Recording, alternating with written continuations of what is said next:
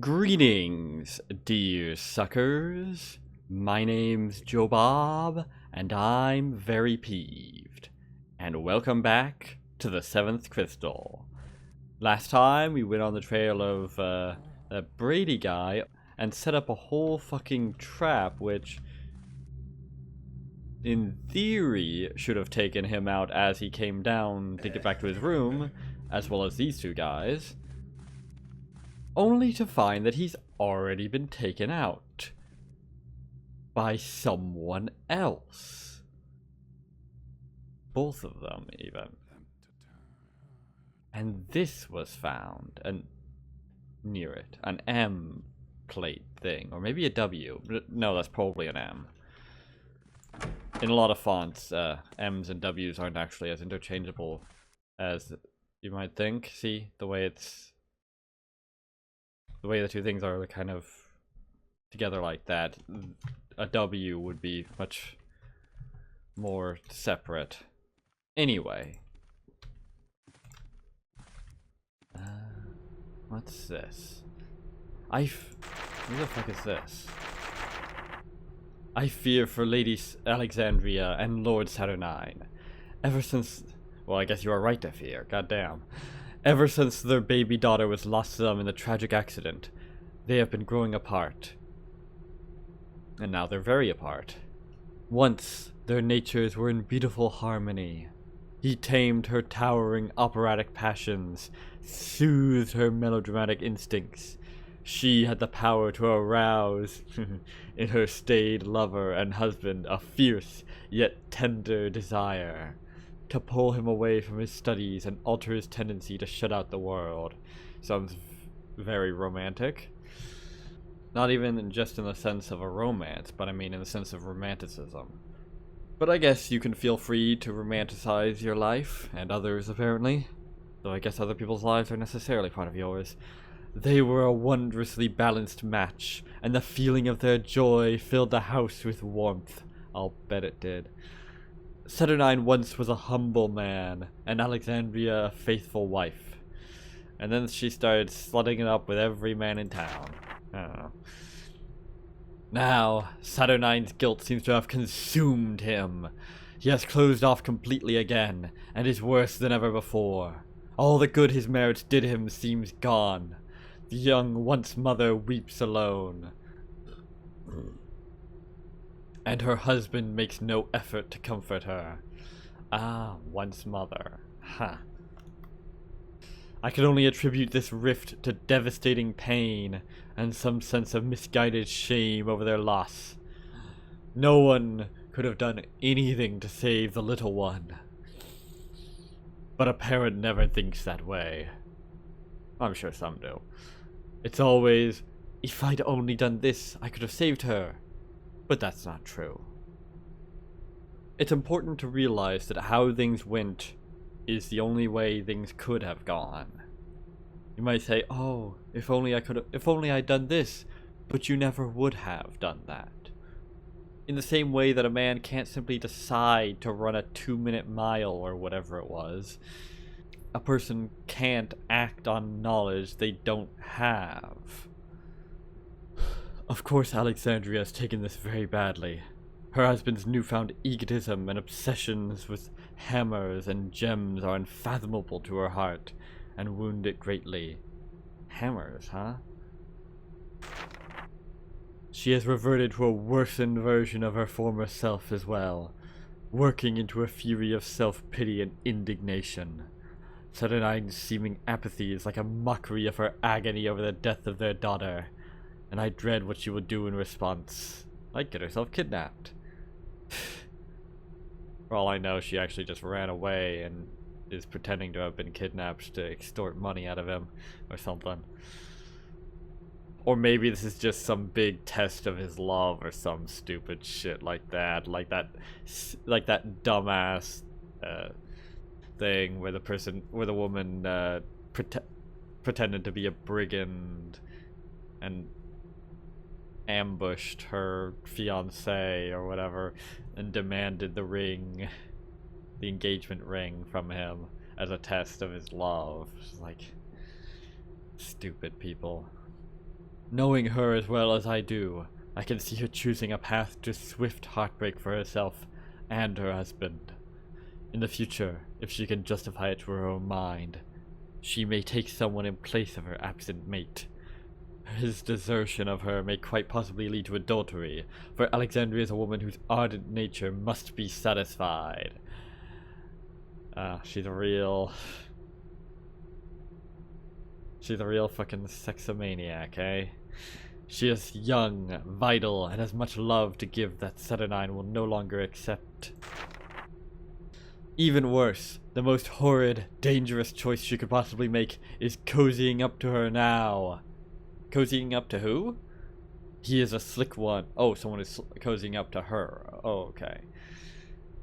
I've tried to warn her, but she's been very coy in denying her obvious enjoyment of this flattery, not to mention his interest in her.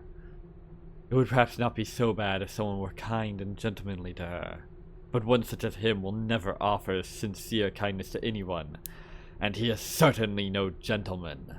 He must have some sort of twisted agenda, and somehow I'm sure Alexandria is the center of it. If only I knew what to do! If only I could get my mistress and master to wake up, to turn and hold fast to each other as they did in their first days, the better days. Saturnine and Alexandria, for all the conflicts their personalities have wrought, have a love as strong as myself and my beloved share. Oh, have a love as strong as myself and my beloved share. How I wish they were as evenly matched in temperament as Brady and I are. Sadly, they are not by any stretch alike, at least not anymore, and it may lead to tragedy. I must try my best to bring them back together, and before the unthinkable occurs. I only hope whatever attempt I make will not come too late to save them from their darker selves. I think it probably came too late to save them from their darker selves. Oh well. Distant bells bade farewell, this day my last cold embrace. My raven-haired angel, untouched and unkissed, through the mist and from the dark valley, rose to hold me.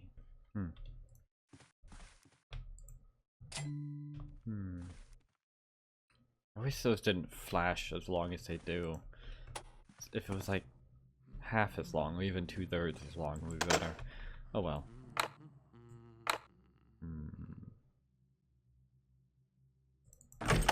Aha. Here we go. This would be the lady's room, then. Ooh. Assumedly. Oh, hello. My husband has been unfaithful to me. Not with a flesh and blood woman whose eyes I could gouge and whose hair I could tear, whose beauty I could destroy, but with these pathetic little books and toys. Builder preserve me. Damn the Order of the Hammer, those purveyors of backwards traditionalism. Hey, fuck you. The Order of the Hammer has done more good for this world than you ever will. A member of the Order of the Hammer probably has done more good for this world than you ever will. Backward traditionalism. You know the forces they fight are very fucking real, right? The trickster... Well, no, you probably don't. But the trickster is, or was, very fucking real. Whatever. Also, so is the fucking magic they wield. Saturnine lies in bed with them every night instead of me. He can't seem to bear to touch me anymore. He immerses himself in weaponry and musty books. He has deserted me and given his heart to an elusive mess of stuffy religious concepts. Who could blame me, then, if I chose to take a lover? Anyone, that's who. Is it not only fair that I should find some happiness in my bitter existence? No! I lost my child, and my lord has cast me aside for it. Therefore, let this husband rot in his libraries, and may the dust on his tomes choke him for the contempt he has shown the woman he asked to marry him. In his cold absence, my new lover and I will put the bed he shuns to good use. Yeah. Excuses, excuses.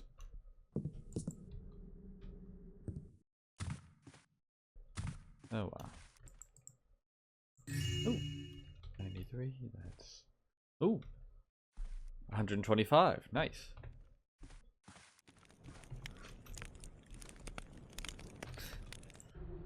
You must not turn to face me, move to feel me innermost.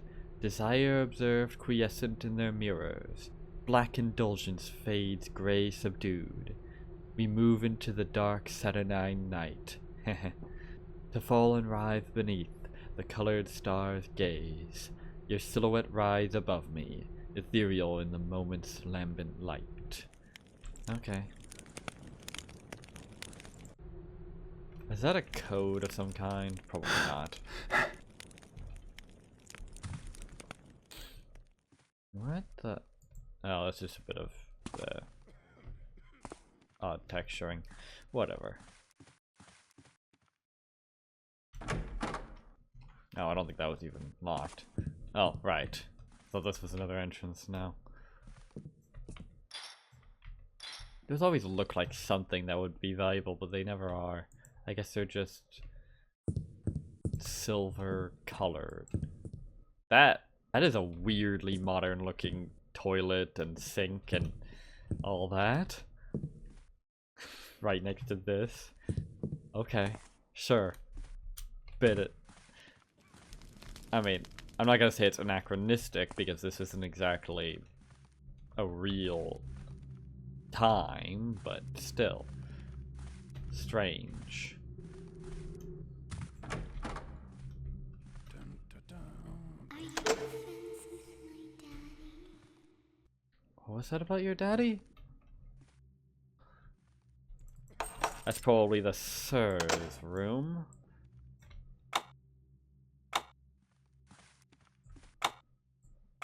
Hmm.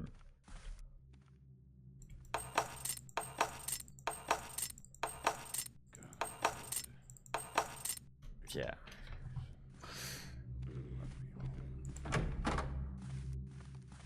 Ooh.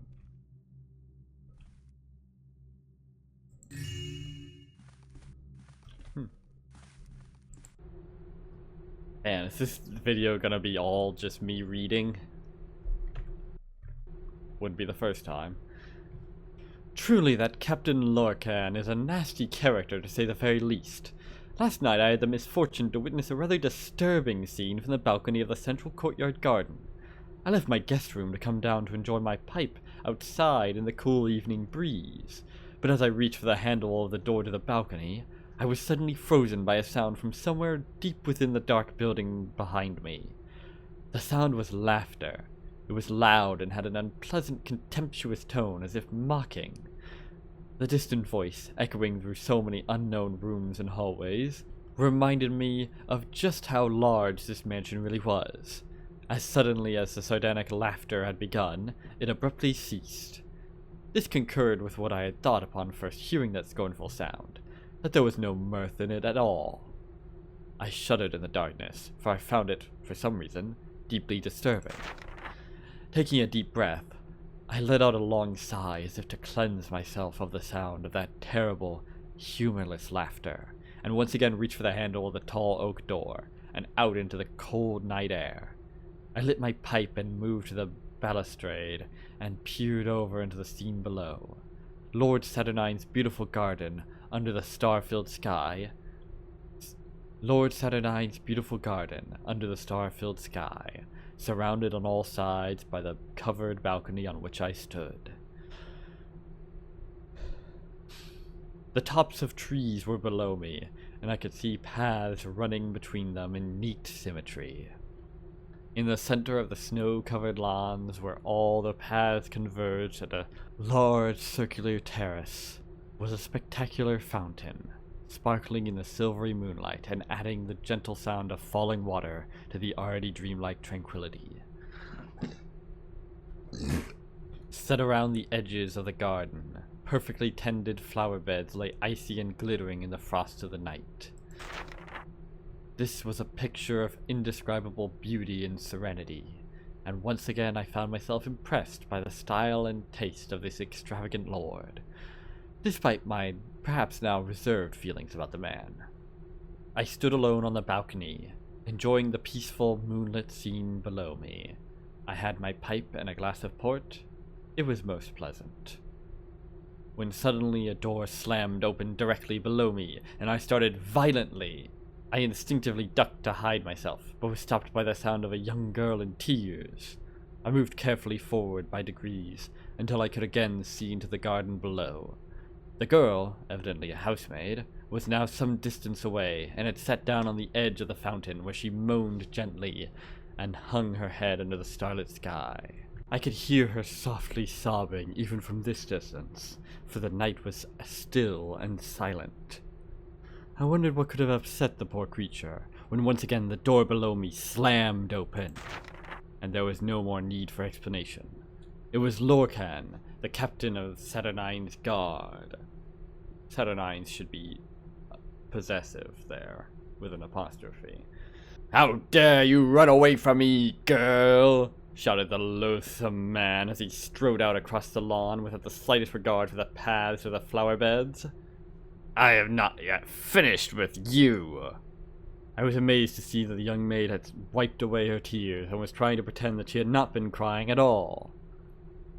"I'm sorry, sir," she said, with only the slightest tremble in her voice, "but I thought that you had." "I'll tell you when I have finished, and when you can." The man was quite obviously drunk, and I felt the hatred toward this vile monster well up inside me. "Come here, little girlie," said Lorcan, and he took a lurching step toward the terrified maid. She leapt up with a yelp and ran away through the surrounding trees and into the darkness of the midnight garden. Dramatic name for it. "Come back!" shouted the captain of the guard. "Come back!" He stood there in silence, swaying slightly, and then shouted into the night. "Go on then, girlie. There's better than you anyway. Go on and cry. Go and cry." And what a terrible and chilling laugh. My blood ran cold. The awful, sickening laughter I had heard in the hall had been the sound of this disgusting man forcing himself on that poor young thing. I found that I was physically shaking with anger and revulsion toward the nauseating Captain Lorcan, who had staggered back to where he came, muttering incoherently, and with a final guttural belch was gone. I will have words with Saturnine about his poor choice of security. Ah well, I'd better get ready and go down to the party. Yeah, he sure sounds like an ass.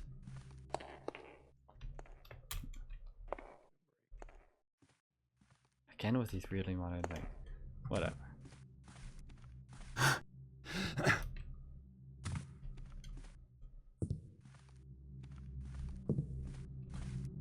I wonder how that ties into the mysteries around here. Now, when it started talking about a young girl around crying and all that, I thought it was gonna lead into that being, I don't know, the ghost of the dead child or whatever. That's presumably what's been yelling at me. Yeah. And maybe it was. But, yeah. Didn't. Oh. I'm very glad I took Lord Saturnine up on his invitation to come take half my 2 weeks vacation at his estate. Very good of him, I suppose. Saturnine's developed a rather appalling sense of pride these days. I must admit that I noticed a change ever since my arrival. I still rather like him, but it dismays me. Fair enough. His humility was one of the traits which commanded respect from others, and impressed his peers, including me. Ironically. It's strange how completely he has forgotten himself. Yes. Strange, isn't it? Well, this place is certainly opulent, attractive in decor to the very brink of pretentiousness. I notice there aren't many costly pieces lying about. I suspect most of the Lord's money is tucked safely away in a bank somewhere, and that which he spent on his estate was channeled into items not lucrative enough to be worth a ruffian's time or effort. Well, I don't know about that. The huge, hard, weighty paintings, the large, thick, tacked-down imported rugs, the numerous expensive electric lights, the lavish furniture, so on, so forth. The only item truly worth stealing is that delectable sapphire. But it's locked away, and only a master or a fool would brave the dangers of a tight security system like Lorcan's. Now there's a contemptible sort, but he's capable at his job. I'll say that for him. I'll bet.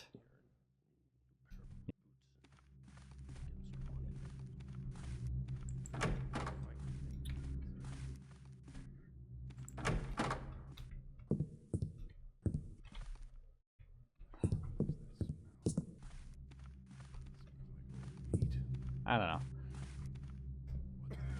Well, well, I've cleared out this top area of what I can get to so far. That was quick.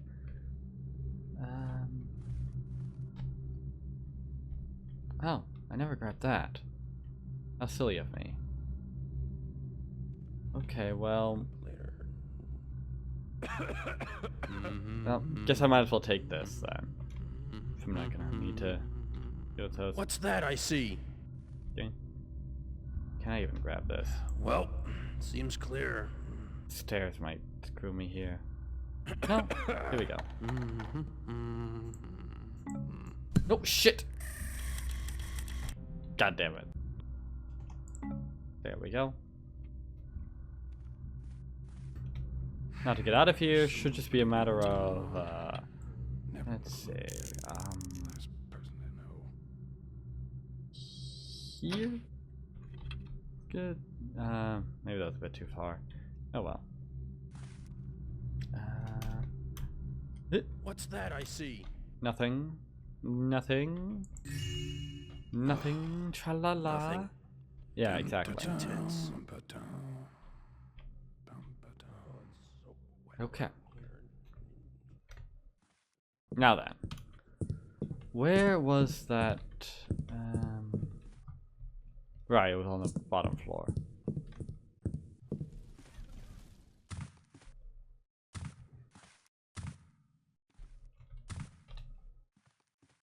Don't think he's in here to hear me. Okay. I did get Brady's room key, right? Yeah. That wasn't Brady's room? Oh. Huh. Wait, then which was...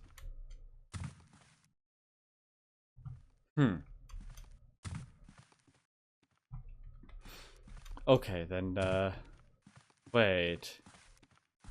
Which was Brady's room, then? Oh, god damn it. One eternity later. Okay, screw it. I'm just gonna go rob the museum now that I've got the key. Hopefully something will present itself to me by the time I'm finished with that. Here we go. Oh hey, is that a flash bomb? Why are they... Why would you have a flash bomb on exhibit? That's very strange. What are you doing?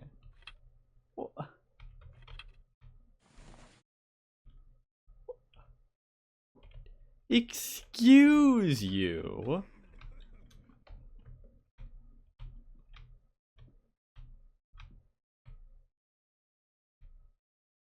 I don't like being pushed around. Nobody pushes Benny around.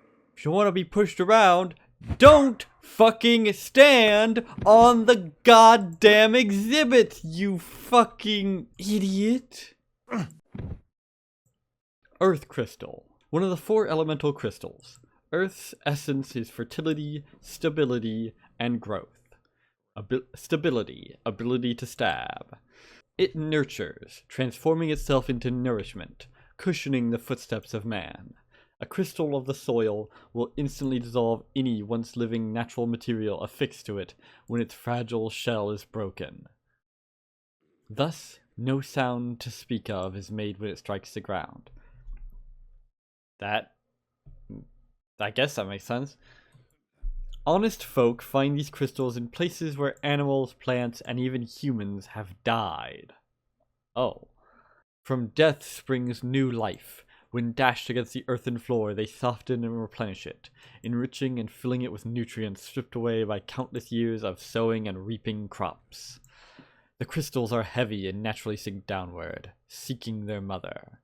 Unfortunately, less savory types prowl the cemeteries for these objects as well.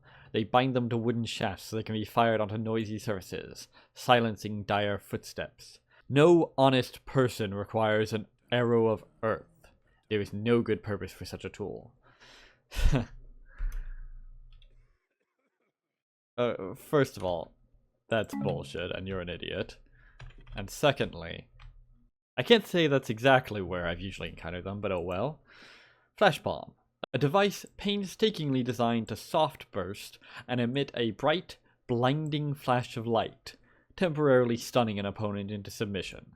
Once used to calm frightened animals as well. Flash bombs are not commonly used by the populace in recent times, but the criminal element is very fond of these constructions for affording them quick escape.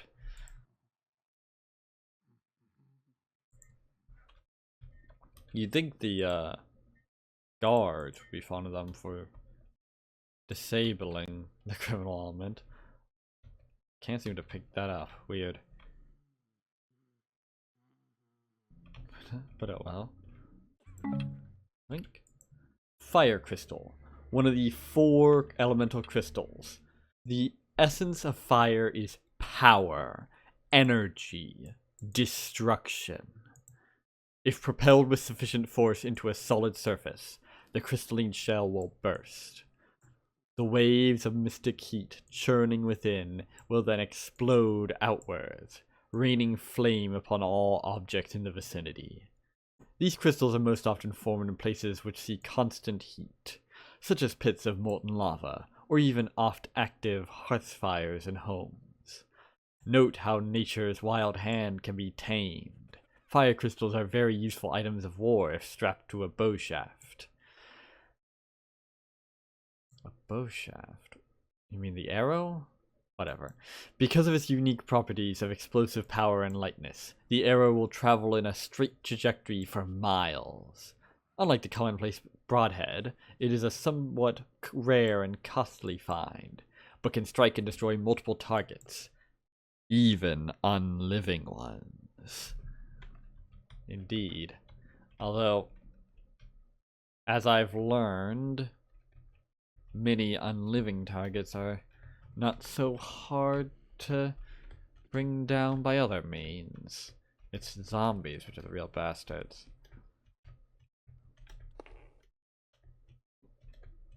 Hello, is that a noisemaker arrow?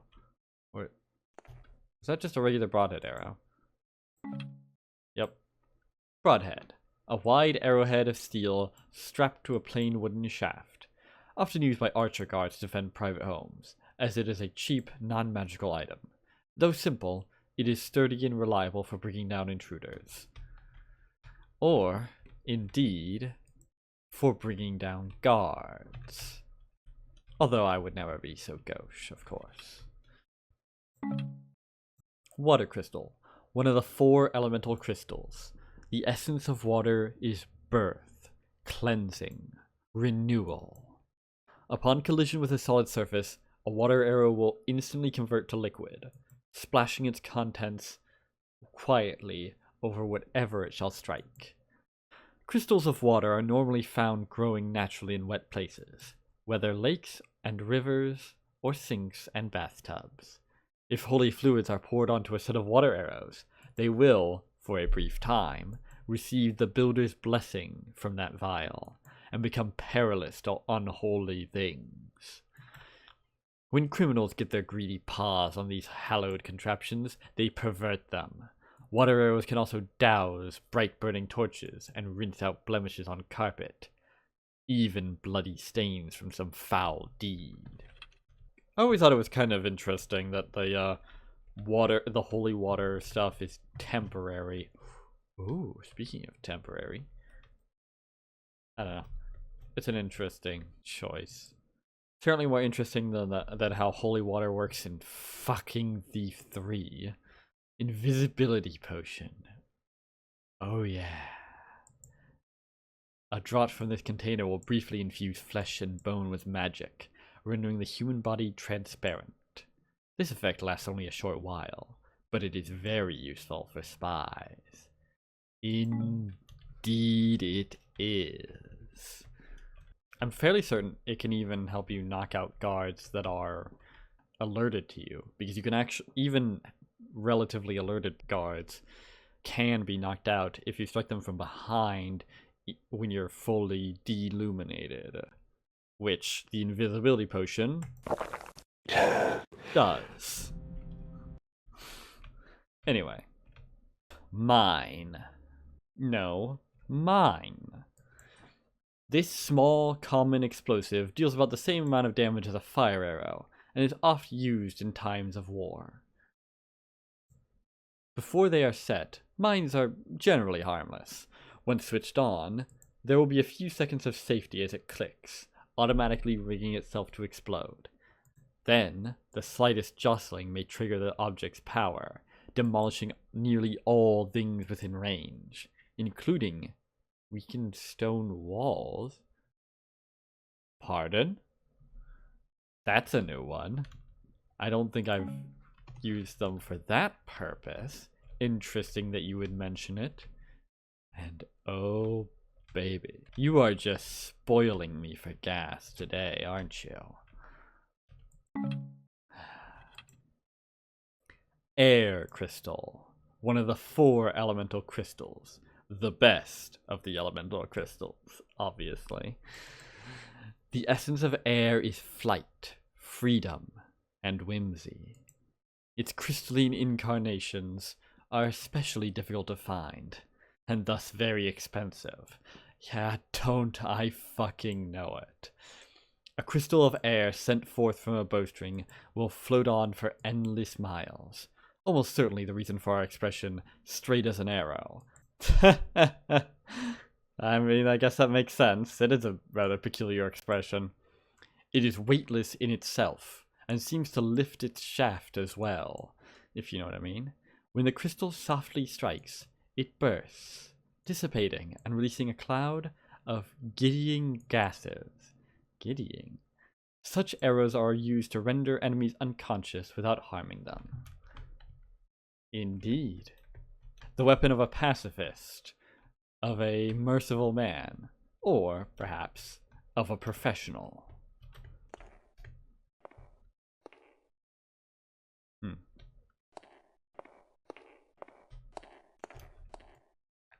This place looks a tad peculiar. I feel like there's going to be some sort of puzzle here.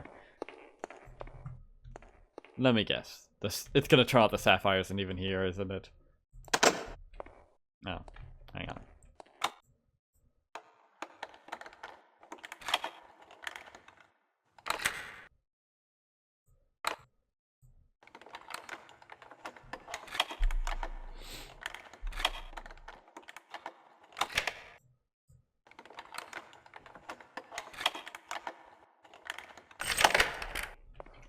Okay, moment of truth.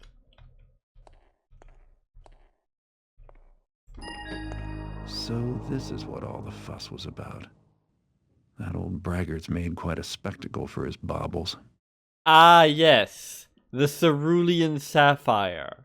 Pictured here. Obviously a cerulean sapphire. What else could it be? For fuck's sake, it's not even spelled correctly. Fucking hell. Okay. Sure.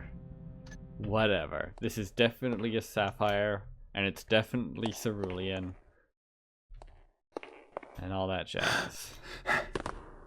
Maybe I'm not able to actually jump up to there. Because I misjudged the distance so well. Doesn't matter now since I can already get up there. Well, actually, maybe if I... I don't know about this distance. That... Damn it. Keeps putting me behind the head. And I'm stuck. God damn it. Okay, whatever. It's pointless. Just like your face. I always want to be consolidating your body piles. There we go. That's 5. That might be a new record. For me, anyway. Time to figure out where the fuck Brady lives. Good time to give this place a once-over to see if I missed anything, I suppose.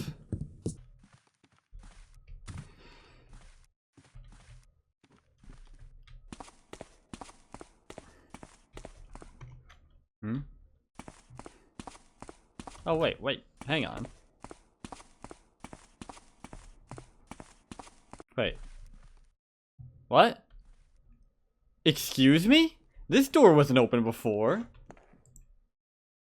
Another M. Oh, okay. I guess I did just have to get the cerulean sapphire, and then that would trigger someone to open the door for me. Okay. Sure. M, huh? Do I know anyone that's related to the letter M?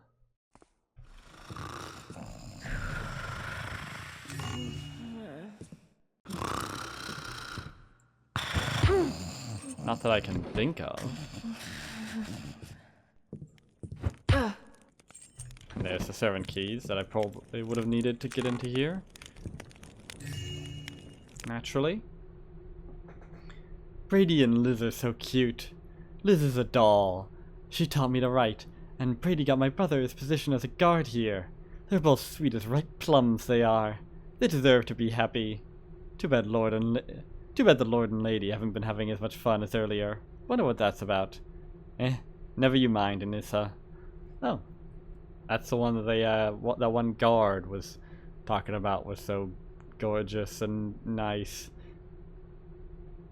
Probably not the same guard that's in his brother, probably, given the way he was, given that he didn't seem particularly familiar with her.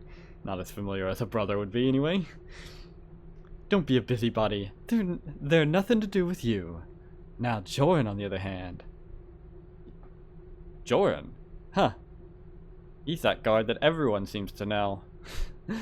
And seems to mistake me for. He might have everything to do with me. He's handsome, good height and build, nice kind face, loyal and dependable. Even more importantly, he's funny and simply darling. He makes me laugh. Not too many folks are really amusing, but he is. I snicker all the time when he hangs around here, falling all over himself.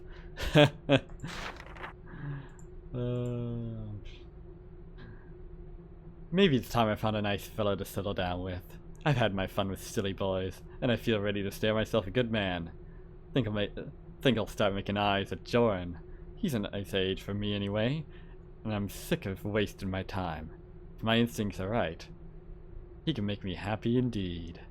Yes, I think so. Sometimes I've scoped him out on his patrol routes when he didn't know I was watching.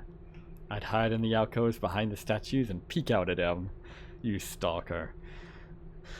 Sometimes I must smother a quiet snicker. It feels rather delicious skulking about. Not that I make a career out of it. No shadow stalker are you.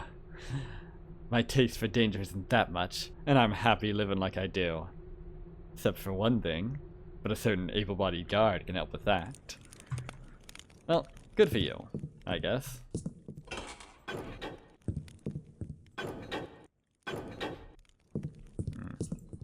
Oh.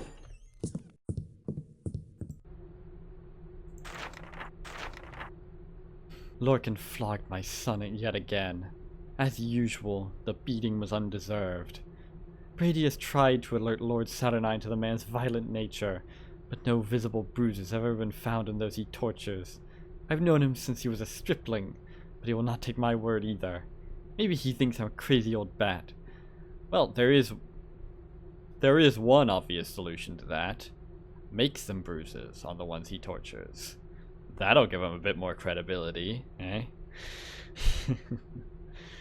It sounds daft, but people believe fake victims way more easily than they believe real ones. Because real victims don't act like they should. So if you want people to help you, you need to act like someone who's faking it. Because that gets people's attention a lot more than, well. Time was, our master would always listen to his friends and servants, but he's changed of late. Not sure why that is.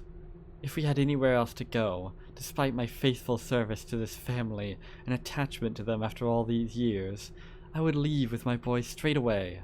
It shocks and disturbs me that our Lord no longer pays mind to those who've been with him for so long. I am horrified that my son faces the possibility of such brutality every day. If not for his insistence that he can take it, and he deserved it, not that I believe that, I would have taken my chances and gone weeks ago. Those working under Lorcan are never treated fairly. They are subject to his cruel whims and beaten when he feels like causing pain, not when they've earned it. I am ashamed of myself, but I have pondered taking him his spiced wine with a little something extra in the glass. Even now, the idea is unnervingly sweet. I know not why, but I hate him even more than I perhaps have right to. That's an interesting thing to say. Maybe there is something peculiar going on here after all. Oh? Here we go. But first, a word from our sponsors. Wow, this is dark. Don't worry, I can't see shit either. Very blue.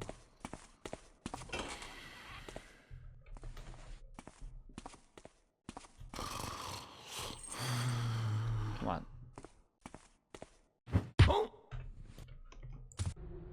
He's very good.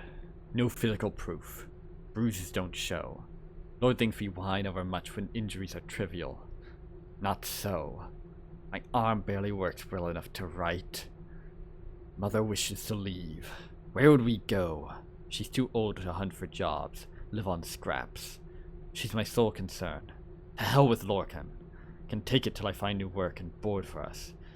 We'll write more later. Can't now. Hurts.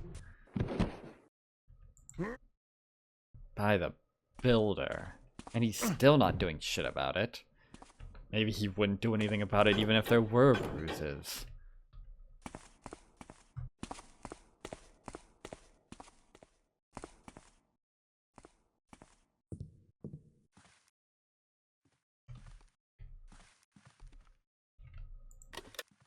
Me? To my angel, Brady. Every moment with you is as fresh as spring, as balmy as summer, as colorful as autumn, as clean as winter. Clean? Oh. In you is the beauty of all my years, and when we are finally united, I will never long for a moment more apart from you. The love you have shown me is gentle and pure, yet strong and passionate as well. You have given rise to all manners of joy I have never known before. My bliss is sweeter now than in the foolish fancies of youth, because I have found a reality more lovely than all the most sensuous romances combined. I once thought I wished some handsome noble would marry me and carry me away from this place, showering me with wealth. I coveted riches, silks, fine wines, and gold. Now, all the finery in the world pales to the hue of dust when compared to what I feel when I'm in your warm embrace. You've shown me the pleasures of joining to another heart, mind, body, and soul. None other could fill or fit me so perfectly as you. My only longing now is to have you whisk me away forever, to be bound to you in matrimony. I will share my life with you and have children with you.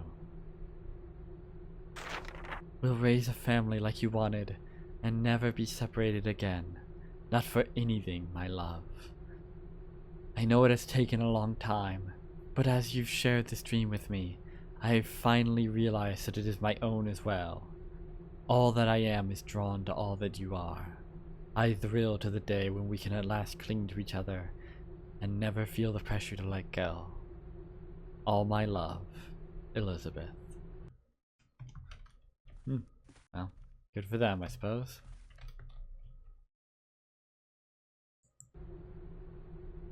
Hopefully you're more lucky in love than Garrett. If you subscribe to certain interpretations of Thief 2. But never mind. Tonight I will tell my darling Elizabeth of my plan. This is our one and only chance to be free and together as we are meant to be. I must admit that I am afraid to venture once more into the crypt, especially alone. But there are some things best left unspoken. If Elizabeth knew anything of the suspicions I harbor as to what we may have unleashed by removing that damnable sapphire from its tomb, she would surely forbid me from going through with this. And for good reason. But oh well.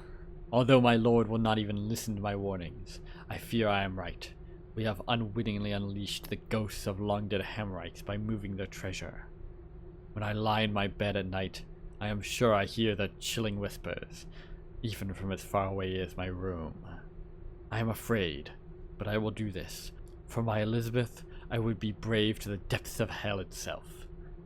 I hope this rosary will protect me. Well, good luck with that. Saturnines room key. Okay.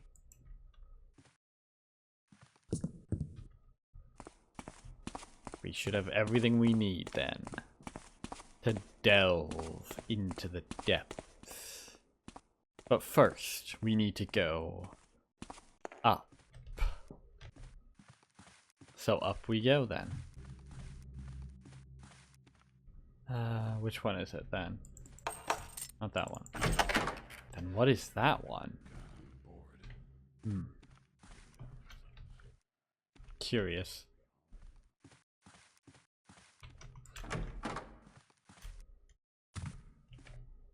Empty.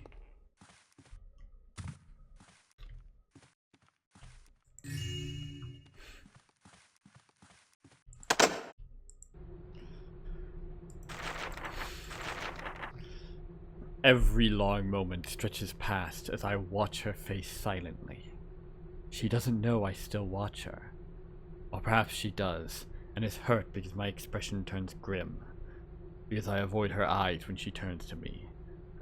I want to reach out and touch her. I want to hold her. Tell her I love her. Be with her. When I try, I see the face so much like my daughter's. And the anguish is more than I can bear. I can't reach out to my Alexandria for comfort, even in a time like this. I know I have failed her. I couldn't save her child, nor have I been able to give her another one.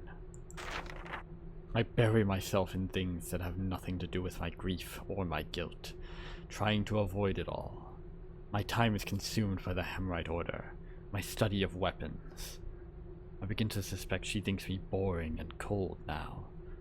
I only wish I could express to her exactly why I am troubled, that she is a living reminder of my shame. Maybe it would help her to forgive me if I did, but no. How could she? My wife must blame me. The mother nurtures, and she nurtured our little one well. The father is supposed to be the protector, and I failed in that task. I could not keep my child from harm when she was most vulnerable. I deserve scorn and hatred. How can I face sweet Alexandria? I see her eyes, nearly as round and innocent as her daughter's, exactly as Beatrice. It pains me to no end to see them looking at me like that, reminding me of what could have been. She would have looked exactly like her lovely mother if she'd had the chance to grow up. When her wounded gaze is upon me, it is as though our child's wrath accuses me through the form of the woman I wed. Alexandria must hate me. She must... I agonize over even the smallest meetings we must have during the day. Go to any length to avoid them. Well, naught can be done about it now. I will wait in hope of forgiveness, if I can begin to earn it. In the meantime, back to my studies. My daddy is sad all the time. Mommy's sad too.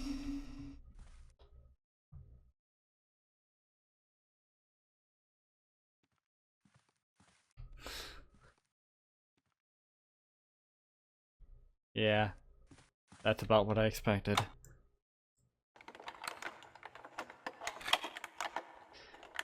It's funny how I figured out how that would go, how that would turn out, with so little insight into them, into their lives, and yet someone so much closer, like his wife, is just so blind to it. At least he has the excuse of legitimately blaming himself for it, and thus believing that she would too. She, on the other hand, seems downright outraged by the idea of her being to blame for it. Although perhaps that's... well. Oh well. Nursery key. Ah, right. That must be here then.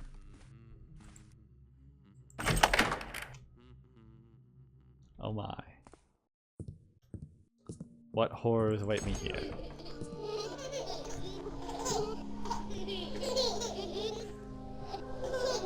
AA, huh?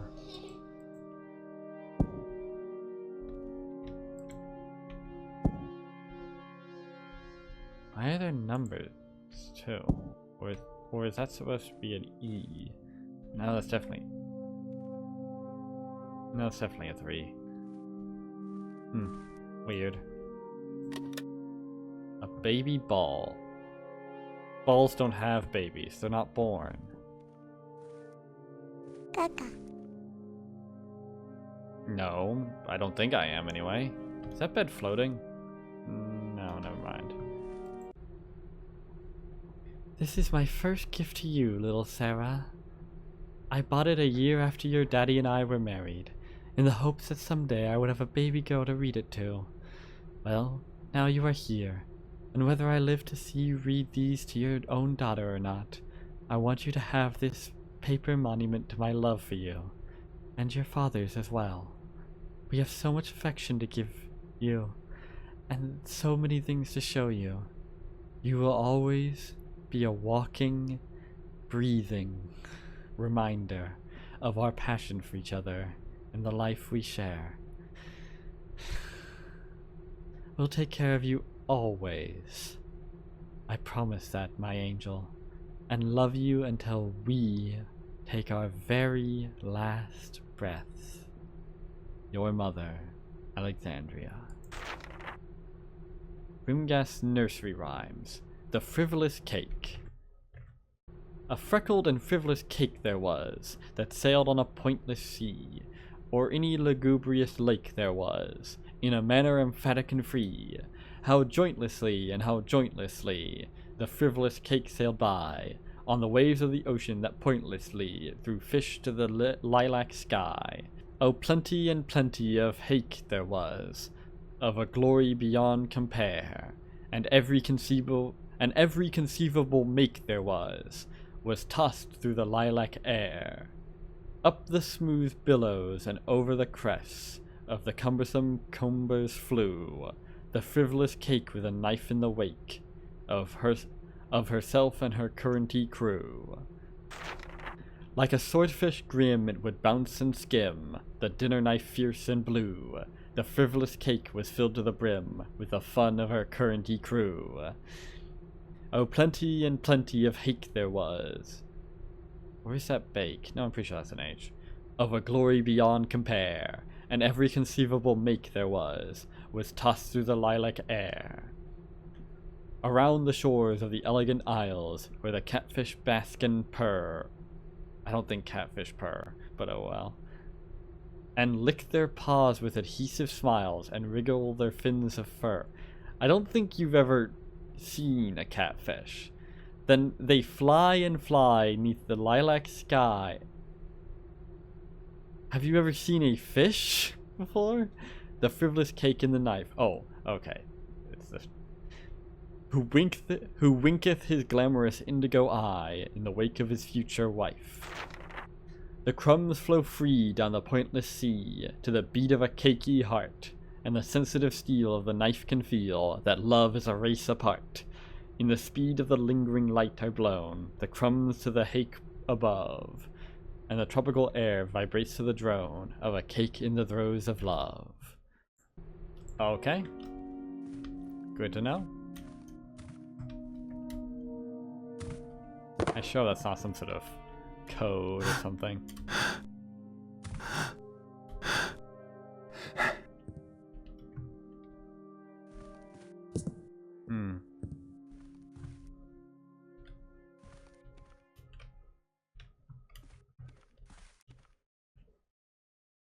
Well, so the girl's name was Sarah then. Okay, there goes my thought of her name starting with an M. Oh well. Anyway, where is this switch or whatever for the wait, here we go. Yep. Oh, hello. It's not quite what I was expecting. I should be able to find something in here. Ah, this is where I was. Yeah. Why was there a fucking Jolly Roger or whatever? Why can't I open that? That's weird. Why can't I open that? Okay, something's fucky. Uh-oh. I've got a bad feeling about this. Well, this is a problem.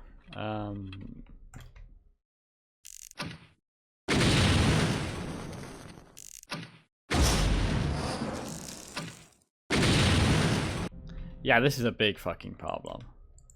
I'm fairly certain I'm supposed to, you know, be actually able to do anything in here.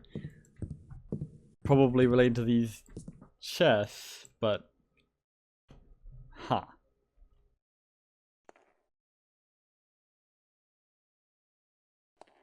Oh, wait, here we go. Ah, a hidden entrance. Alright.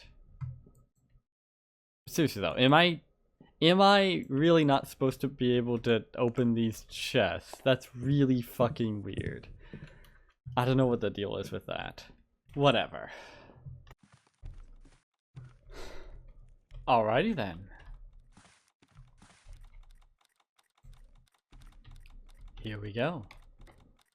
The passageway to the catacombs at long last. Down into the depths we go. Next time. So until then, I have been Joe Bob, and I'm very peeved. And remember, dislike the video, unsubscribe if you're for some reason subscribed, and leave a nasty comment in the comment section down below. Fuck you all so much for watching, and so long, suckers. You're gonna be okay, kid.